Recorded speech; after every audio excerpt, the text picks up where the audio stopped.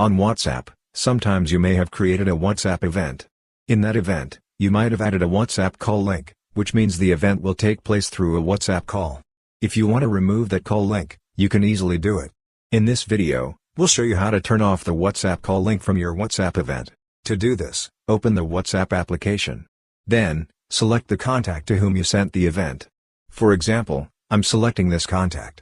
Here, you can see the join call option because I added a WhatsApp call link to this event. If you want to edit or change it, just tap on the event. When you tap on it, you'll see the Edit Event option. Tap on Edit Event. Here, you'll see the WhatsApp call link, just turn it off. After that, tap the Send button. Once you do that, the event will be updated, and the WhatsApp call link will be removed. If you're sending a new event, just tap on the pin like button. When you tap it, you'll see the event option. Tap on Event, then type your event name. You'll see the WhatsApp call link option, make sure it's turned off. After that, tap the Send button.